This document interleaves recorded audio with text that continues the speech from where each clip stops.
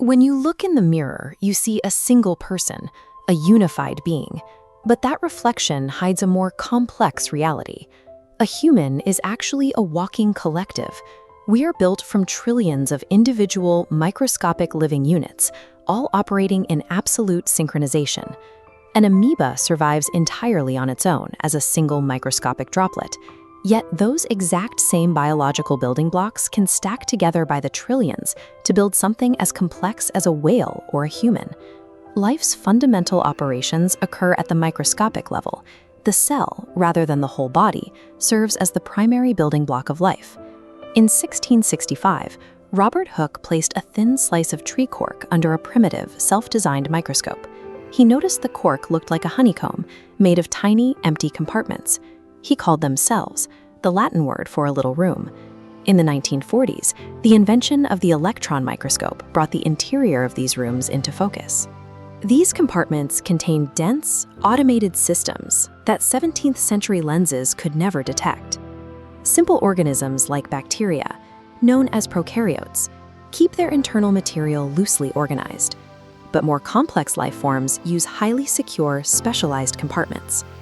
Inside a eukaryotic cell, the kind that makes up your body, there is a strict division of labor.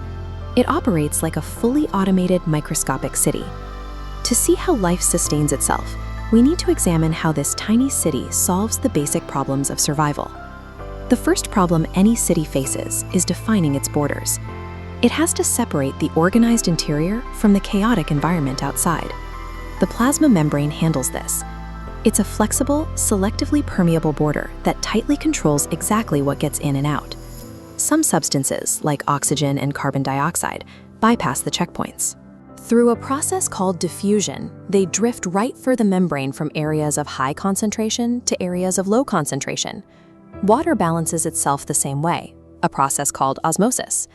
Put a cell in a watery, hypotonic environment and it will plump up. Drop it into a highly concentrated hypertonic salt solution and the water rushes out, causing the cell to shrink. Deep inside the fluid cytoplasm sits the nucleus. Protected by its own double-layered membrane, this secure vault holds the chromosomes and the master DNA. The plasma membrane secures the perimeter, and the nucleus houses the instruction set for the entire operation. Instructions require a manufacturing floor to become reality. That is the endoplasmic reticulum, or ER, a network of folded tubes attached right to the nucleus. The rough ER is covered in tiny particles called ribosomes, which read the genetic code to assemble proteins. Right next door, the smooth ER manufactures essential fats and lipids. Those raw materials are sent to the Golgi apparatus. It modifies the proteins and lipids, packages them into neat transport vesicles, and dispatches them across the cell. Running a fully automated supply chain at this scale takes immense amounts of energy. Mitochondria use deeply folded inner membranes to run chemical reactions, pumping out molecules of ATP. ATP is the universal energy currency that pays for all cellular work. Plant cells also utilize chloroplasts, specialized solar-powered generators that harvest sunlight to fuel their internal grid. This localized industrial zone transforms an invisible sequence of genetic code into physical, functioning life. Constant manufacturing creates a serious hazard: toxic buildup and cellular waste. To prevent the city from suffocating in its own trash, the cell uses lysosomes. These are membrane-bound sacs filled with powerful digestive enzymes. They lock on to old organelles or foreign bacteria and dissolve them down to basic, reusable parts. Because every eukaryotic cell shares this exact same toolkit, the cell can radically alter its external shape just by rearranging its internal resources. A nerve cell stretches its membrane into a long wire with branching ends to transmit electrical signals across the body. This contrasts with a compact, heavily armored human ovum, a flagellated sperm built for propulsion, or the smooth, disc-like shape of a red blood cell.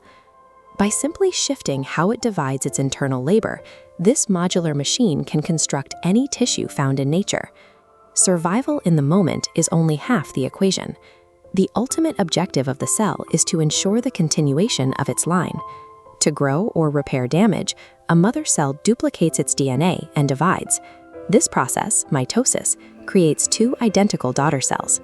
For reproduction, cells undergo meiosis. They divide twice, producing 4 cells holding half the original genetic material. In the 1850s, Rudolf Virchow realized what this meant. All cells arise from pre-existing cells. Every factory, power plant, and strand of DNA operating inside of you right now was passed down from a cell that divided before it, and a cell before that. You are a collection of trillions of microscopic machines.